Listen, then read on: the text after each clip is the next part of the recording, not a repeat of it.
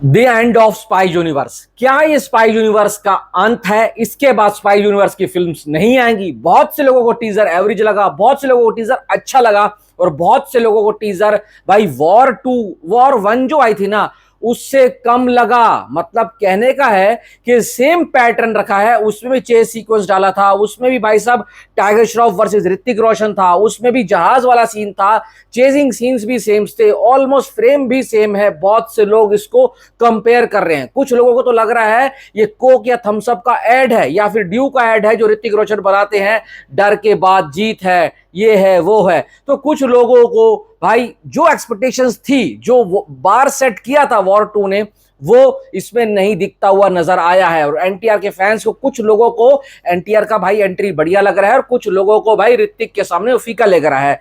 उनको तो मैं अभी जवाब दे दूं, ऋतिक के सामने आप कोई भी एक्टर ले आओ, कोई भी, चाहे वो बॉलीवुड का हो, चाहे वो साउथ का हो, इवन हॉलीवुड का भी हो ना, ऋतिक की स्क्रीन प्रेजेंस इतनी इतनी इतनी क्रिज्मेटिक है, इतनी जानदार है, इतनी ब्रिलियंट है ना, अगर उनको प्रॉपर वो शॉट मिल जाए तो सच बता रहा हूं बड़े से बड़ा एक्टर उनके आगे फीका ही लगेगा। इसमें ना जूनियर एनटीआर की गलती है, इसमें ना भाई साहब अयान मुखर्जी की गलती है, इसमें भाई साहब ऋतिक की जितनी तारीफ की जाए उतनी कम है। उस बंदे को भगवान ने ऐसे नवाजा है, ऐसे तराशा है ना कि अच्छे से अच्छा एक्टर उसके आगे फीका नजर आता है। यहां पर मैं इस बात को खत्म करना चाहूंगा।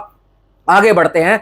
कुछ लोग कह रहे हैं कि जूनियर एनटीआर का बर्थडे था, उस हिसाब से उसकी एंट्री नहीं है, उसका वॉइस ओवर देकर उसकी एंट्री कराई गई। देखो मैं मानता हूं वॉइस ओवर दिया है, कैरेक्टर को पहली बार लेकर आ रहे हैं, यहां पर कैरेक्टर का इंट्रोडक्शन हो रहा है। वो बता रहा है आज से पहले तू इंडिया का टॉप क्लास एजेंट था रॉ का, पर अब नहीं है। तो अब नहीं है तो वो कौन है? जूनियर एनटीआर खुद बोल रहा है अब मैं आ गया हूं तेरी जगह लेने के लिए। तो इतना बात तो है कि भाई जूनियर एनटीआर वर्सेस ऋतिक रोशन, ये जो फाइट है, ये जो क्लैश है ना, पब्लिक यही देखने जाएगी। थोड़ा बहुत वीएफएक्स फीका भी होगा तो भी चल जाएगा, क्योंकि आपने टीजर का लास्ट फ्रेम देखा होगा जहां पर दोनों लड़ते हैं। एक के हाथ में पंच होता है, एक के हाथ में तलवार होती है, फिर भाई साहब हैंड टू हैंड कॉम्बैट होता है। वो शॉलिन वाला सीन जहां पर ऋतिक रोशन की एंट्री दिखाई गई है, वो भेड़िए के साथ जो आ रहा होता है ना, ये एक्शन सीक्वेंसेस काफी हैं डे 1 के 100 करोड़ ओपनिंग लेने के लिए। पर एक बात है, वायरफ को बहुत ज्यादा मेहनत करनी पड़ेगी। मेहनत किस बात पे?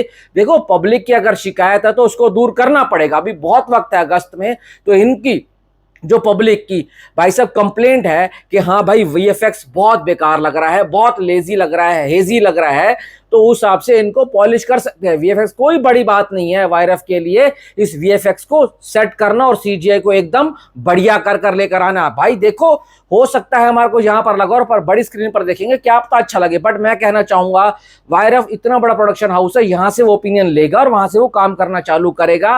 और मैं फिर बोलूंगा, इस फिल्म की ताकत सिर्फ एक है, एनटीआर एंड ऋतिक रोशन, ये दोनों एक साथ हैं। पर इनके सामने सबसे बड़ी चुनौती है कूली। कूली एक बहुत बड़ा डेंजर है इनके लिए। वो सिर्फ रजनीकांत नहीं है, इतनी बड़ी स्टार कास्ट है, वो नहीं फैक्टर नहीं है, वो फैक्टर है लोकेश कनकराज। लोकेश कनकराज जिस तरीके का स्टोरी टेलर है ना, उसके नॉर्थ में बहुत फैन है। इवन मैं ही लोकेश कनकराज का बहुत बड़ा फैन हूं।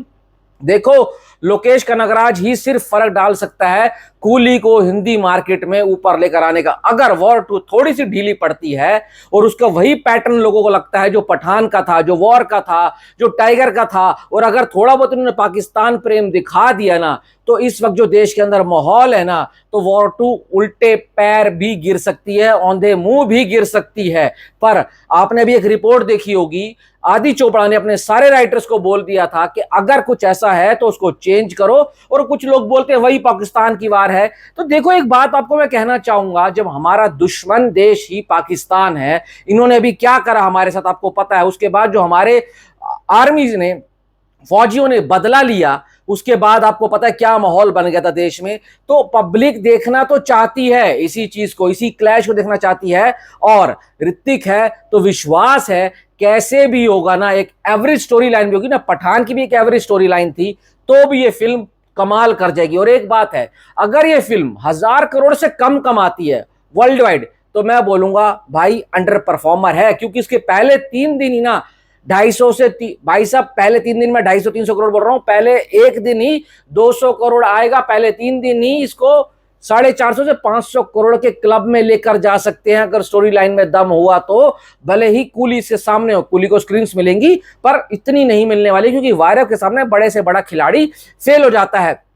तो देखते हैं क्या होता है। बाकी भाई सबसे जबरदस्त जो सरप्राइज पैकेज लगाना वो कियारा आडवाणी। पर एक बात है, जब भी वायरफ वाले कुछ लेकर आते हैं, हीरोइंस आती हैं, पठान में आई दीपिका, उसको बिकिनी में दिखाया भाई साहब, वानी कपूर थी, उसको भी सेक्सी दिखाया था। यहां पर कियारा का फर्स्ट बिकनी शॉट है और प्राउडली भाई साहब ट्विटर पर खुद ही बोल रही हैं कि first with YRF, first with Hrithik and junior NTR, first with Y action film and obviously first bikini shot. और लग कितनी जबरदस्त रही है भाई साहब, फाड़ दिया, इंटरनेट उन्होंने हिलाकर रख दिया है, ट्रेंड कर रही है।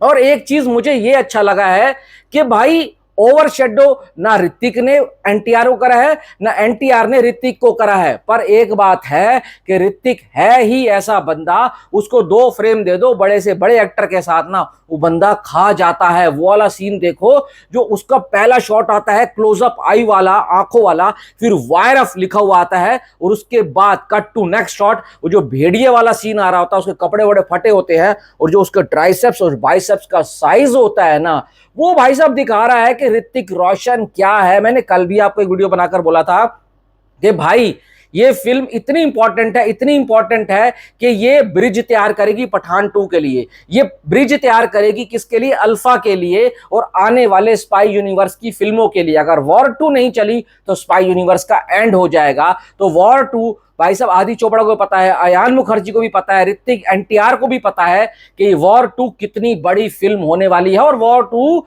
चलेगी तो ही आगे वाली फिल्मों का मुकाम सेट होगा। क्योंकि आपको पता है टाइगर 3 उस हिसाब से परफॉर्म नहीं कर पाई थी, अब पब्लिक मांग भी नहीं रही है कि टाइगर 4 आए, और अगर ये चल पड़ती है तो पब्लिक वॉर 3 भी मांगेगी और पठान की रेफरेंस भी इसमें मिलने वाली है, हमारे को अल्फा की रेफरेंस भी मिलने वाली है। हो सकता है आने वाली फिल्मों का कुछ ना कुछ सेटअप तैयार किया जाए, जैसे बताया जा रहा है कि भाई बॉबी देओल उसमें विलन होने वाले हैं।